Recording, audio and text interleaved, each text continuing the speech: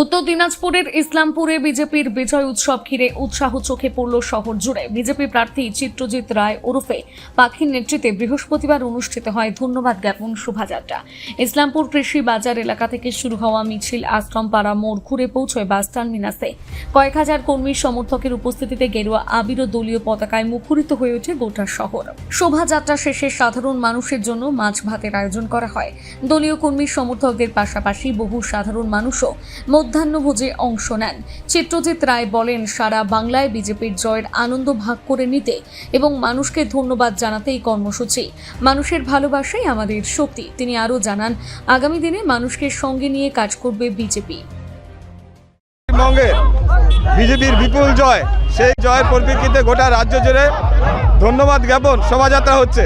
সেই উপলক্ষে আজকে ইসলামপুর বিধানসভায় ইসলামপুর সড়কপথে সেই ধন্যবাদ জ্ঞাপন শোভাযাত্রায় সেই শোভাযাত্রা অনুষ্ঠিত হচ্ছে এবং সাধারণ মানুষের আশীর্বাদ, ভালোবাসা এবং সাধারণ মানুষকে আমরা ধন্যবাদ জানাচ্ছি এই পদযাত্রার মাধ্যমে। অবশ্যই দেখুন, আমাদের রাজ্য সভাপতি পরিষ্কার বলে দিয়েছেন যে সকল মানুষ, সাধারণ মানুষকে নিয়ে যে মাছ ভাতের একটা আয়োজন করতে, কারণ তৃণমূল দীর্ঘদিন ধরে তারা একটা অপপ্রচার করেছিল যে বিজেপি আসলে নাকি নিরামিষ করে দেবে, বিজেপি আসলে মাছ মাংস খাওয়া বন্ধ করে দেবে। কিন্তু আমরা দেখাতে চাই যে বিজেপি কোনো মাছ মাংসের বিরোধ নয়।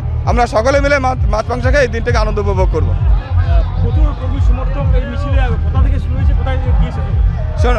প্রচুর কর্মী সমর্থক এটা আগেও ছিল, যাই হোক এখন সেটি অনেক বেড়েছে এবং সকলের ভালোবাসা এবং আপনাদের সকলের আশীর্বাদে আজকে আমাদের এই ধন্যবাদ জ্ঞাপন র্যালি আমাদের শুরু করছি ইসলামপুর কৃষি বাজার থেকে এবং সেটি ইসলামপুর ট্রাক স্ট্যান্ডে গিয়ে শেষ হবে না। ওখান থেকে আমরা ঘুরে আবার ইসলামপুর টার্মিনাসে শেষ করবো এবং এখানে শেষ করে এবং এখানে সাধারণ মানুষের সঙ্গে আমরা বসে একসঙ্গে মাছ ভাত খাওয়ার আয়োজন করেছি এবং সবাই মিলে একসঙ্গে আনন্দ করে মাছ ভাত খাবো। ইসলামপুর থেকে বিশেষ প্রতিবেদন, নিউজ টুডে।